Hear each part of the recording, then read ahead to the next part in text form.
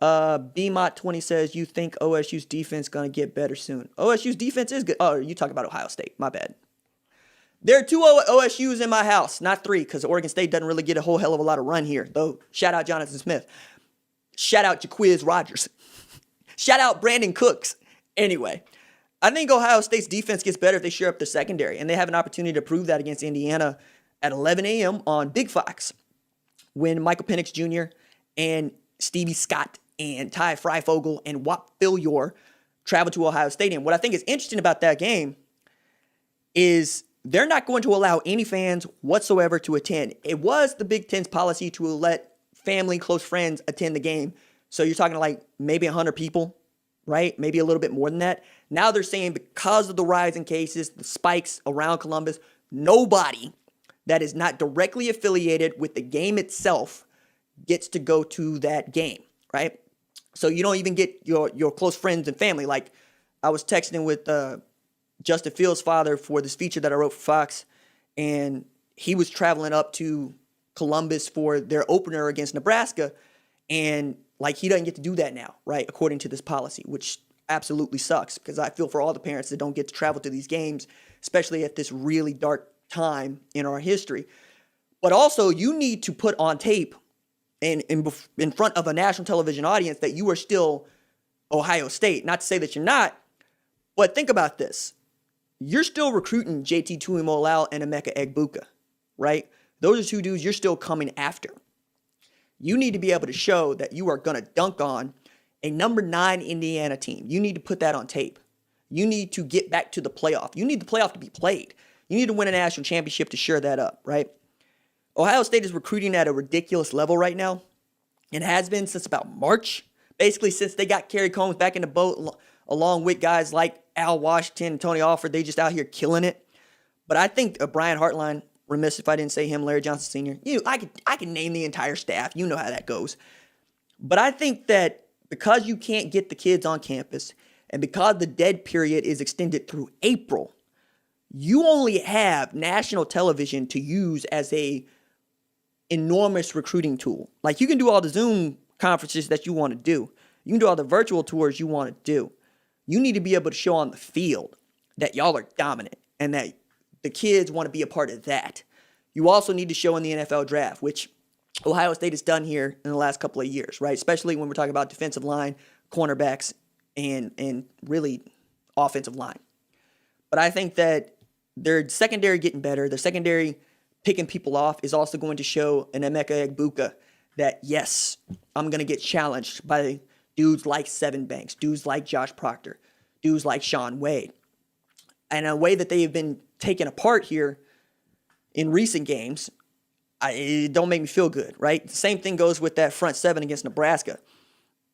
I get that Nebraska's going to be a running football team in 2020, such as it is, but 200 yards from Nebraska ain't what you sign up for, especially with a Larry Johnson defensive line and that linebacker group of Tuff Borland, Pete Werner, and Baron Browning. I expected that front seven to be one of the best in the country.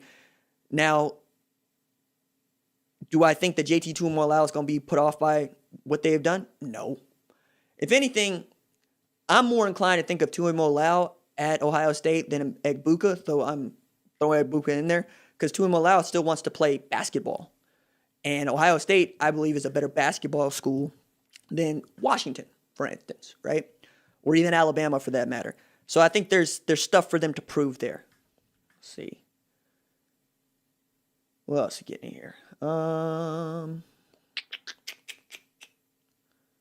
Oklahoma's offense is nothing compared to Ohio State's. Okay. Sure, dude. Whatever. If BYU wants to play in the college football playoff, join a real conference. BYU ain't Notre Dame. Notre Dame ain't Notre Dame, but they joined a real conference. Give them that. And, BYU has joined the Mountain West, play a Mountain West schedule. I'll give them that too. Okay, I'm trying to think to one more question before I want to pit it to a little bit of a conversation about the Queen's Gambit and chess, because I don't think y'all know how much I love playing chess. And at one point or another, I was good. Somebody tell Gotham Chess. Who will be Ohio State's new quarterback after Fields? C.J. Stroud, Jack Miller feel like they're going to be in a two-horse race for that. I don't see a Kyle McCord competing for that job in 2021. Not as a true freshman. But what we did see is Jack Miller get on the field in the opening game against Nebraska to go punch one in. I thought that was interesting because leading up to that game, one of the real deep in the weeds subplots for people that follow Ohio State closely is who's the backup quarterback. Was it C.J. Stroud? Was it Gunnar Hoke? Or was it Jack Miller? And I think we got an answer to that in the Nebraska game because I thought it was going to be C.J. Stroud based on how he has come along and how similar his game is to Justin Fields. Coming out of Rancho Cucamonga, he goes from being ranked like 838 in like March 2019 to being a top 40 player and one of the best quarterbacks and Elite 11 MVP in the same year. Just a remarkable rise for him. And Jack Miller's last season in Arizona wasn't great, but I was also told over and over again, offensive line down there was trash, RJ. He's running for his life like every other play and still making plays. If you have the awareness to be able to make plays while running for your life, you're probably going to be pretty good against a stupid good pass rush and a stupid good secondary like Ohio State's because you already had to think in that manner before. And then we got to see him go punch it in against Nebraska, in which Ryan Day is like apologizing for running it up because the true freshman got a touchdown, which is really cool for him. And Scott Frost was asked about him running it up. Scott Frost says, hey, if we don't like to score, we need to play better. Like, he wasn't really getting that upset about it. I'm with him on that. You don't want to get styled on. Don't get styled on, right? Stop somebody. You have a defense out there. You're not letting them do it. They're doing it to you. So I think right now, I would give Jack Miller the lead when we're talking about who's going to be the starting quarterback. Now, there's a lot of football left to be played. Hopefully, we get a spring football season, but even that doesn't look likely right now based on how the virus has been impacting us since Halloween, right? Going into the summer, we could see who stays around and who gets their reps in, and then preseason camp will tell us everything we need to know. But I know this. If C.J. Stroud is your backup quarterback, you're really good. Will C.J. Stroud stay put, though? That's the other question.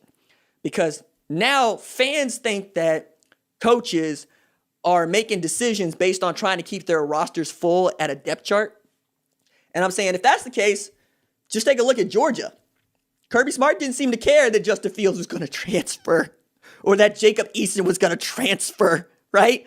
That doesn't seem to matter for him. And the other thing that I put in there is like the quarterbacks don't really change up that often. And by that, I mean like they stay within the Power 5 structure. Dwan Matthews was going to Ohio State until Justin Fields decided he was going to transfer to Ohio State. Where's Dwan Matthews end up? Georgia, right? Think about that for a second.